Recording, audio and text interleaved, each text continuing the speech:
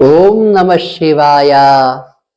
ವೀಕ್ಷಕರೇ, ಇವತ್ತಿನ ವಿಷಯ ಕನ್ಯಾ ರಾಶಿ ಗೃಹ ನಿರ್ಮಾಣ, ಮನೆ ನಿರ್ಮಾಣ ಮಾಡೋದು ಮತ್ತು ಮನಃಶಾಂತಿ, ನೆಮ್ಮದಿ, ಇದ್ರ ಬಗ್ಗೆ ತಿಳಿಸ್ತಾ ಇದ್ದೇವೆ. ಕನ್ಯಾ ರಾಶಿಗೆ ಅನ್ನೋದಕ್ಕಿಂತ ಕನ್ಯಾ ಲಗ್ನಕ್ಕೆ ಹೆಚ್ಚು ಅನ್ವಯಿಸುತ್ತದೆ. ಹೆಡ್ಡಿಂಗು ಕ್ಯಾಪ್ಷನ್ನು ನಾವು ಕನ್ಯಾ ರಾಶಿ ಅಂತ ಹಾಕ್ತೀವಿ ನಿಜ, ಆದರೆ ಕನ್ಯಾ ಲಗ್ನದವರು ಇದನ್ನು ಪಾಲಿಸಿ, ಇದು ನಿಮಗೆ ಹೆಚ್ಚು ಅನ್ವಯಿಸುತ್ತದೆ. ಕನ್ಯಾ ಲಗ್ನದಿಂದ 4ನೇ ಮನೆ ಅಂದ್ರೆ ಅದು ಧನುರ್ರಾಶಿಯಾಗಿರುತ್ತದೆ. ಧನುರ್ರಾಶಿಯ ಅಧಿಪತಿ ಗುರು ಆಗಿರ್ತಾನೆ. ನೋಡಿ, ಎಲ್ಲದೂ ನಿಮ್ಮ ಎಜುಕೇಶನ್ ಪರ್ಪಸ್ಗಾಗಿ ತಿಳಿಸ್ತಾ ಇದ್ದೇವೆ. ಒಂದು ತಿಳುವಳಿಕೆ, ಎಲ್ಲರೂ ಜಾಣರಿದ್ದೀರಾ. ಸಾಕಷ್ಟು ಜನ ಏನು ಯೂಟ್ಯೂಬ್ ಸರ್ಚ್ ಮಾಡಿ ನಮಗೆ ಫೋನ್ ಮಾಡ್ತಾ ಇದ್ದೀರಾ, ಎಲ್ಲರಿಗೂ ಧನ್ಯವಾದಗಳು. ಹಾಗಾಗಿ ನೀವು ಎಜುಕೇಶನ್ ಸ್ವಲ್ಪ ನಿಮ್ಮ ಜಾತಕದ ಬಗ್ಗೆ ಮತ್ತು ಈ ಜ್ಯೋತಿಷ್ಯದ ಬಗ್ಗೆ ತಿಳ್ಕೊಂಡ್ರೆ ನಿಮಗೆ ಅರ್ಥ ಆಗ್ತದೆ. ಜ್ಯೋತಿಷ್ಯ ಅನ್ನೋದು ಒಂದು ವಿಜ್ಞಾನ, ಇದೊಂದು ಅಸ್ಟ್ರಾಲಜಿ ಅನ್ನೋದ್ರೆ ಒಂದು ಲಾಜಿಕ್. ಇದು ಅನಾದಿ ಕಾಲದಿಂದಲೂ ಶಾಸ್ತ್ರಗಳು ಹೇಳ್ತಾ ಇದ್ದೇವೆ ಜ್ಯೋತಿಷ್ಯದ ಬಗ್ಗೆ. ಆದ್ರೆ ಈಗ ಜ್ಯೋತಿಷ್ಯನೇ ಸುಳ್ಳು ಅಂತ ಕೆಲವರು ಹೇಳೋ ಮಟ್ಟಕ್ಕೆ ಬಂದ್ಬಿಟ್ಟಿದೆ. ಜ್ಯೋತಿಷ್ಯ ಸುಳ್ಳಾಗಿರ್ಬೋದು, ಯಾಕಂದ್ರೆ ಅವನ ಜ್ಞಾನದ ಮೇಲೆ ಡಿಪೆಂಡ್ ಆಗ್ತದೆ. ಆದರೆ ಜ್ಯೋತಿಷ್ಯ ಜ್ಞಾನ ಇದೆಯಲ್ಲ, ಆ ವಿಜ್ಞಾನ ಯಾವತ್ತೂ ಸುಳ್ಳಲ್ಲ. ಒಳ್ಳೆ ಜ್ಯೋತಿಷ್ಯ ಹತ್ರ ಹೋಗಿ ಒಳ್ಳೆ ಮಾರ್ಗದರ್ಶನ ನೀಡ್ತಾರೆ. ಆ ಎಜುಕೇಶನ್ ಪರ್ಪಸ್ಗಾಗಿ ಈ ವಿಡಿಯೋಗಳನ್ನು ಮಾಡ್ತಾ ಇದ್ದೇವೆ. ಕನ್ಯಾ ಲಗ್ನದವರಿಗೆ 4ನೇ ಮನೆ ಅಂದ್ರೆ ಧನುರ್ರಾಶಿ, ಅದರ ಅಧಿಪತಿ ಗುರು ಆಗಿರ್ತಾನೆ. ಅದಕ್ಕಿಂತ ಮುಂಚೆ ಕನ್ಯಾ ರಾಶಿ ಬಗ್ಗೆ ತಿಳಿಸ್ಬೇಕಂದ್ರೆ, ಈ 12 ರಾಶಿಗಳಲ್ಲಿ ಕನ್ಯಾ ರಾಶಿ ಸ್ವಲ್ಪ ಅದೃಷ್ಟ ಹೆಚ್ಚು ಇರುವ ರಾಶಿ, ಸ್ವಲ್ಪ ಅದೃಷ್ಟ ಹೆಚ್ಚಿರ್ತದೆ.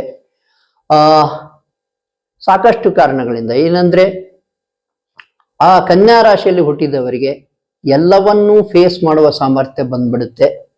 ಏನಾದ್ರೂ ಕಷ್ಟದ ಪರಿಸ್ಥಿತಿ ಬಂದ್ರೆ ದಿಢೀರ್ ಒಂದು ಹೋರಾಡೋ ಶಕ್ತಿ ಆನ್ ಸ್ಪಾಟ್ ಅವರಿಗೆ ಹುಟ್ಟುತ್ತದೆ. ಇದು ಅವರ ವಿಶೇಷತೆ. ಸಾಮಾನ್ಯವಾಗಿ ಅವರು ಅದೃಷ್ಟವಂತರಾಗಿರ್ತಾರೆ, ಸ್ವಲ್ಪ ಕೂಲ್ ಆಗಿರ್ತಾರೆ. ಧೈರ್ಯ ಮಾತ್ರ ತುಂಬಾ ಇರುತ್ತದೆ. ಮೇಲ್ನೋಟಕ್ಕೆ ಸ್ಮೂತ್ ಆಗಿ ಕಂಡ್ರು ಕೂಡ ಧೈರ್ಯ ಆನ್ ಸ್ಪಾಟ್ ಏನು ಅವರಿಗೆ ಬೇಕು ಆ ಟೈಮಿಗೆ ಆ ಹೋರಾಡೋ ಮನೋಭಾವ ಬಂದ್ಬಿಡುತ್ತೆ ಅವರಿಗೆ.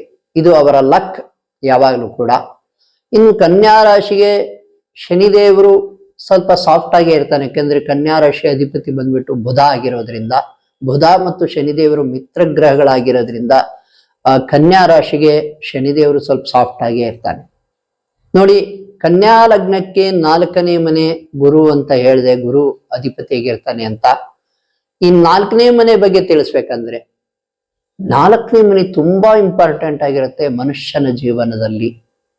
ಯಾಕೆಂದರೆ ನಿಮ್ಮ ಮನೆ, ನಿಮ್ಮ ತಾಯಿ, ನಿಮ್ಮ ಮನಃಶಾಂತಿ, ನೆಮ್ಮದಿ, ಗೌರವ, ಕಾರು, ಬಂಗ್ಲೆ, ಏನ್ ಲಕ್ಸುರಿ ಐಟಮ್ ಏನೇನಿದಾವೆ ಎಲ್ಲದೂ 4ನೇ ಮನೆ ತೋರಿಸ್ತಾ ಇರುತ್ತದೆ. ನೋಡಿ, ನಿಮ್ಗೆ ಒಂದು ದೊಡ್ಡ ಮನೆ ಇದ್ದಂದ್ರೆ ನಿಮ್ಗೆ ಸಾಮಾನ್ಯ ಘನತೆ, ಗೌರವ, ಕಾರು, ದೊಡ್ಡ ಕಾರು ಎಲ್ಲ ಇತ್ತಂತ ತಿಳ್ಕೊಳ್ಳಿ, ಲಕ್ಸುರಿ ಕಾರು, ನಿಮಗೆ ಆಬ್ವಿಯಸ್ಲಿ ಘನತೆ, ಗೌರವ ಹೆಚ್ಚಿರುವ ಸಾಧ್ಯತೆ ಇದ್ದೇ ಇರ್ತದೆ. ಹಾಗೆಯೇ 4ನೇ ಮನೆ ತಾಯಿಯನ್ನು ತೋರಿಸ್ತದೆ, ತಾಯಿಯ ಸಕ್ಸಸ್ ಅನ್ನು ತೋರಿಸ್ತದೆ. ನಿಮ್ಮ ಗುರು, ಯಾರು ಕನ್ಯಾ ಲಗ್ನದಲ್ಲಿ ಹುಟ್ಟಿದ್ದೀರಾ, ನಿಮ್ಮ ಗುರು ಹೇಗಿದ್ದಾನೆ, ಶಕ್ತಿಯುತವಾಗಿದ್ದಾನೋ ಅಥವಾ ಶಕ್ತಿ ಕಡಿಮೆ ಇದೆಯೋ ಅಥವಾ ನೀಚನಿದ್ದಾನೋ ಅಥವಾ ಉಚ್ಚನಿದ್ದಾನೋ ತಿಳ್ಕೋಬೇಕು. ಮಕರ ರಾಶಿಯಲ್ಲಿ ಗುರು ಇದ್ರೆ ಅದು ನೀಚ ಅಂತ ಕರಿತೇವೆ. ಕಟಕ ರಾಶಿಯಲ್ಲಿ ಗುರು ಇದ್ರೆ ಅದನ್ನ ಉಚ್ಚ ಅಂತ ಕರಿತೇವೆ. ಉಚ್ಚ ಅಂದ್ರೆ ತುಂಬಾ ಪವರ್ಫುಲ್ ಅಂತ ಅರ್ಥ. ಈ ಉಚ್ಚ ಅಂದ್ರೆ ತುಂಬಾ ಪವರ್ಫುಲ್ ಗುರು. ನೀಚ ಅಂದ್ರೆ ಶಕ್ತಿ ಕಡಿಮೆ ಇರ್ತದೆ. ನೀಚ ಅನ್ನೋ ಪದವನ್ನ ಸೇಮ್ ಅರ್ಥದಲ್ಲಿ ತಗೋಬೇಡಿ, ತುಂಬಾ ಶಕ್ತಿ ಕಡಿಮೆ ಇರ್ತದೆ. ಉಚ್ಚ ಅಂದ್ರೆ ತುಂಬಾ ಶಕ್ತಿ ಹೆಚ್ಚಿಗೆ ಇರ್ತದೆ. ನಿಮ್ಮ ಗುರು ಎಲ್ಲಿದ್ದಾನೆ ಮತ್ತು ಎಷ್ಟು ಶಕ್ತಿಯುತವಾಗಿದ್ದಾನೆ ತಿಳ್ಕೋಬೇಕು. ಇದನ್ನು ತಿಳ್ಕೊಂಡ್ಬಿಟ್ರೆ ನಿಮಗೆ ಏನು ಮನೆ ಕಟ್ಟಬೇಕು ಅಂತ ನಿಮ್ಮ ಹಂಬಲ ಇದ್ರೆ ಅದನ್ನ ನೀವು ಸರಾಗವಾಗಿ ನಡೆಸಬಹುದು.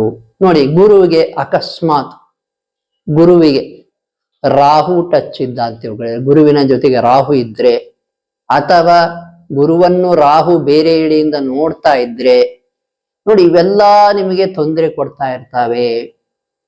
ಆದ್ದರಿಂದ ಗುರುವಿನ ಜೊತೆಗೆ ಯಾವ ಗ್ರಹ ಇದೆ ಅದನ್ನು ಕೂಡ ಸ್ವಲ್ಪ ನೋಡ್ಕೊಳ್ಳಿ. ಯಾವ್ದಾದ್ರು ಅಶುಭ ಗ್ರಹಗಳು ಗುರುವಿನ ಏನ್ ಫಲ ಕೊಡ್ತಾನೆ ಆ ಫಲಕ್ಕೆ ಅಡ್ಡಿ ಮಾಡ್ತಾ ಇದ್ದಾವ ಎಲ್ಲ ತಿಳ್ಕೋಬೇಕು. ಹಾಗೆಯೇ ನಿಮ್ಮ ಗುರು ಅಂದ್ರೆ 4ನೇ ಮನೆಯಲ್ಲಿ ಏನು ಗ್ರಹ ಇರಬೇಕು, ಅಲ್ಲಿ 4ನೇ ಮನೆಯಲ್ಲಿ ಗುರುವಿನ ದೃಷ್ಟಿ ಏನಾದ್ರೂ ಇದೆಯಾ ನೋಡ್ಕೊಳ್ಳಿ. ಅಥವಾ ನಿಮ್ಮ 4ನೇ ಮನೆಯಲ್ಲಿ ಅಶುಭ ಗ್ರಹಗಳು ಯಾವಾದ್ರೂ ಇದ್ದಾವ ನೋಡ್ಕೊಳ್ಳಿ. ರಾಹು ಎಲ್ಲ ಏನು ಕೇತು ಆಗ್ಲಿ ರಾಹು ಆಗ್ಲಿ ಯಾವ್ದಾದ್ರೂ ಅಶುಭ ಗ್ರಹಗಳಿದ್ದಾವ ನೋಡ್ಕೊಳ್ಳಿ. ಅಕಸ್ಮಾತ್ 2 ಗ್ರಹಗಳಿದ್ರೆ ನೋಡಿ, ಮನೆ ಕಟ್ಟೋದು ತುಂಬಾ ಡಿಲೇ ಆಗ್ತದೆ. 2 ಅಶುಭ ಗ್ರಹಗಳಿದ್ರೆ ಅದು ಕೂಡ ಶತ್ರು ಗ್ರಹಗಳಾಗ್ಬಿಟ್ಟಿದ್ರೆ ನಿಮಗೆ ಮನೆ ಕಟ್ಟೋದು ತುಂಬಾ ಡಿಲೇ ಆಗ್ತಾ ಇರುತ್ತೆ. ಸಾಕಷ್ಟು ಸಮಯಗಳಲ್ಲಿ ಮನೆ ಕಟ್ಟದೇ ಹೋಗ್ಬಿಡ್ಬಹುದು, ಅಥವಾ ಮನೆ ಕಟ್ಟಿದ್ರು ಲೇಟ್ ಆಗಿ ಕಟ್ಬೋದು. ಮನೆ ಕಟ್ಟಕ್ ಸ್ಟಾರ್ಟ್ ಮಾಡ್ತೀರಾ, 1 ವರ್ಷಕ್ಕೆ ಆಗೋ ಕೆಲಸ 2-3 ವರ್ಷ ಆಗ್ಬಿಡ್ಬಹುದು. ಈ ರೀತಿ ಆಗ್ತದೆ. ಏನ್ ಖರ್ಚಾಗ್ಬೇಕು ಅದು ತುಂಬಾ ಹೆಚ್ಚಿಗೆ ಖರ್ಚಾಗ್ತದೆ. ಈ ರೀತಿ ಎಲ್ಲ ಇರ್ತದೆ. ಆದ್ದರಿಂದ ಅಲ್ಲಿ ಏನ್ ಅಶುಭ ಗ್ರಹ ಇದ್ರೆ 4ನೇ ಮನೆಯಲ್ಲಿ ಅಥವಾ 4ನೇ ಮನೆಯ ಅಧಿಪತಿಯಾದ ಗುರುವಿಗೆ ಅಶುಭ ಗ್ರಹದ ದೃಷ್ಟಿ ಇದ್ರೆ ಅಥವಾ ಅಶುಭ ಗ್ರಹದ ಜೊತೆಗೆ ಆ ಗುರು ಇದ್ರೆ ಇದೆಲ್ಲವನ್ನೂ ನೀವು ಶಾಂತಿಗೊಳಿಸಿದರೆ ನಿಜಕ್ಕೂ ನೀವು ಮನೆಯನ್ನು ಸುಲಭವಾಗಿ ಕಟ್ಟಬಹುದು ಮತ್ತು ವ್ಯಯ ಅಷ್ಟೇನು ನಷ್ಟ ಆಗದೆ ಹೋಗಬಹುದು.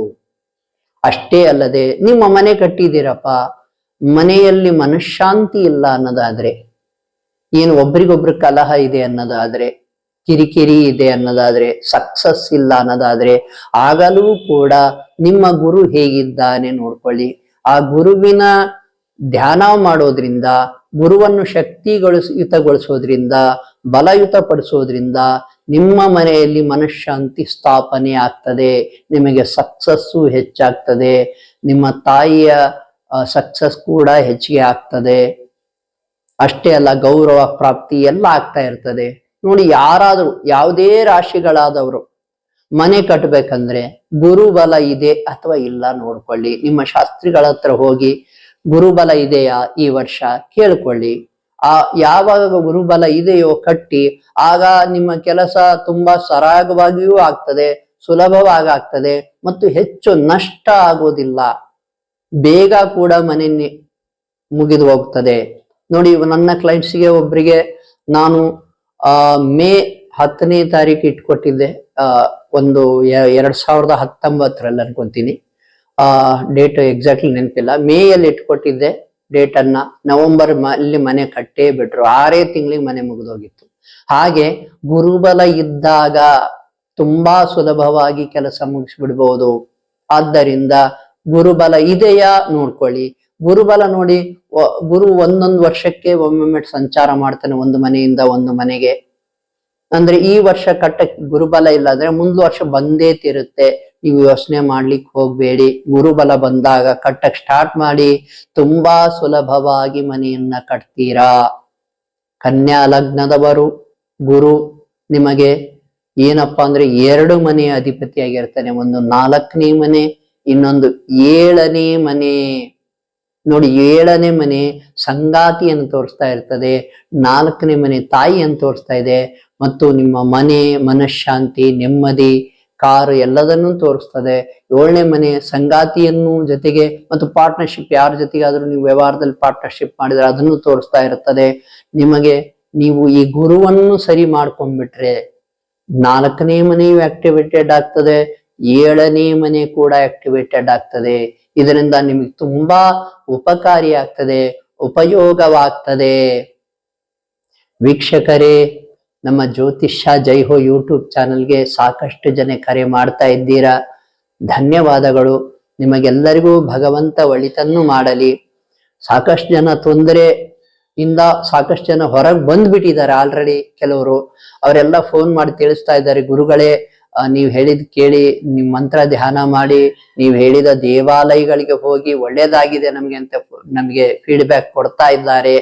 ನಿಮಗೂ ಕೂಡ ಯಾರಿಗಾದ್ರೂ ತೊಂದರೆ ಇದ್ರೆ ಏನು ಮುಜುಗರವಿಲ್ಲದೆ, ಏನು ಹಿಂಜರಿಕೆ ಇಲ್ಲದೆ ನಮ್ಮ ಯೂಟ್ಯೂಬ್ ಚಾನಲ್ ನಂಬರ್ಗೆ ಕರೆ ಮಾಡಬಹುದು. ನಂಬರ್ ಅನ್ನ ನಾವು ಬಿಟ್ಟಿದ್ದೇವೆ, ನೀವು ಕರೆ ಮಾಡಿ, ನಾವು ನಿಮಗೆ ಆನ್ಸರ್ ಮಾಡ್ತೇವೆ. ಯಾವ್ದು ಏನೇ ತೊಂದರೆ ಇರಲಿ. ನೋಡಿ, ಇವತ್ತು ಒಬ್ರು ಫೋನ್ ಮಾಡಿದ್ರು, ಸಾಕಷ್ಟು ದೋಷಗಳಿದ್ವು.